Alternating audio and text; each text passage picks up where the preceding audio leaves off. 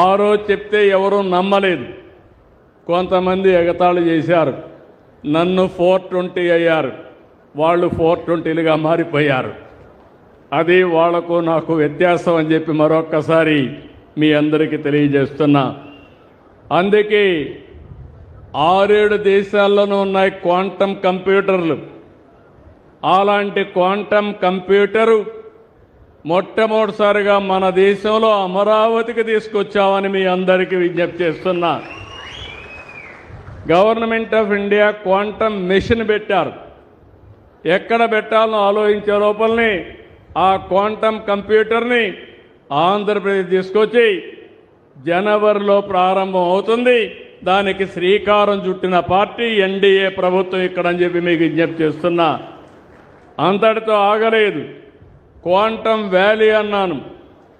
Quantum కంప్యూటర్లు తయారు చేయడానికి ముందుకు పోతున్నాం. రాబోయే 2 సంవత్సరాల్లో ప్రపంచానికి క్వాంటమ్ కంప్యూటర్లు మన రాష్ట్రం నుంచి ఉత్పత్తి చేసి పంపించే పరిస్థితి వస్తుందని చెప్పి కూడా నేను మీకు తెలియజేస్తున్నా.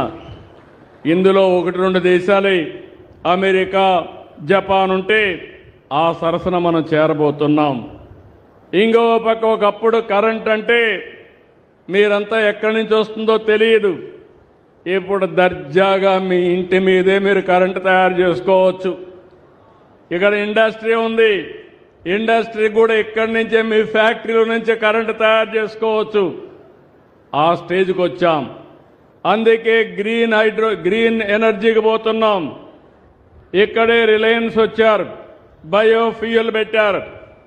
రాష్ట్రంలో అన్ని ప్రాంతాల్లో సోలార్ పెడుతున్నాం, విండ్ ఎనర్జీ పెడుతున్నాం. అదే మాదిరిగా హైడల్ కింద పంప్డ్ స్టోరేజ్ పెట్టి కరెంటు ఏమాత్రం ఇబ్బంది లేకుండా చేయడానికి, తక్కువ ఖర్చుతో ఉత్పత్తి చేయడానికి ఆంధ్ర రాష్ట్రాన్ని గ్రీన్ హైడ్రోజన్ వ్యాలీగా తయారు చేస్తాం. పొల్యూషన్ లేకపోతే ఆక్సిజన్ కానీ ఎక్కువ పీల్చుకుంటే ఎక్కువ రోజులు జీవించే అవకాశం ఉంటుంది.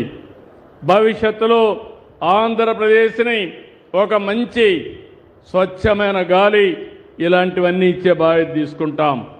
టెక్నాలజీలు ఇంతే కాదు, డ్రోన్ సిటీకి వెళ్తున్నాం. డ్రోన్ సిటీ వల్ల మొన్న చూశారు మీరు, సింధూర్లో యుద్ధం జరిగితే మన ప్రధానమంత్రి గారు కర్నూలులో తయారు చేసిన డ్రోన్ పంపించి సింధూర్లో ఏదైతే టెర్రరిస్టుల్ని చంపాలనో చంపి తిరిగి మళ్ళా వచ్చిందంటే అది ఈ డ్రోన్ యొక్క ప్రభావం అని చెప్పి నేను మీకు తెలియజేస్తున్నా. దేశంలో ఎక్కడా లేదు డ్రోన్ సిటీ.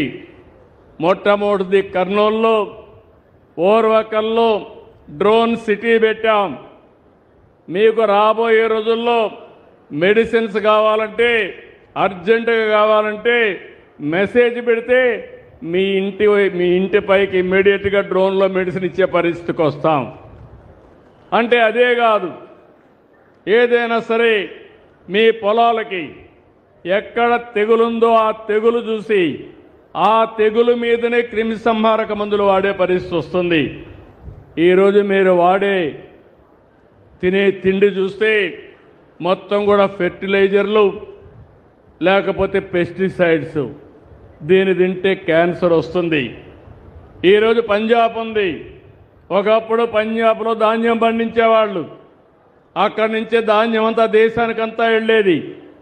ఈరోజు పంజాబ్లో మీరు చూస్తే ఫెర్టిలైజర్స్ ఎక్కువ వేసి ఆ ఫుడ్ తిని అందరికీ క్యాన్సర్ వచ్చి ఈరోజు పంజాబ్ నుంచి ప్రతిరోజు 2 ట్రైన్లు ఢిల్లీకి క్యాన్సర్ పేషెంట్తో పోతున్నారంటే అలాంటి వాతావరణం మనకు వద్దని చెప్పి నేను మీకు తెలియజేస్తున్నా.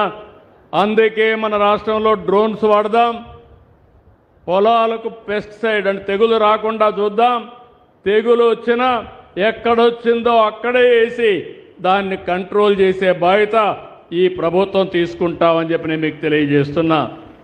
అందుకే డ్రోన్ సిటీ ఏర్పాటు చేసి సివిలియన్స్ అప్లికేషన్లు కానీ డిఫెన్స్ కానీ ఎలాంటి డ్రోన్స్ కావాలనో తయారు చేసే బాధ్యత తీసుకుంటాం.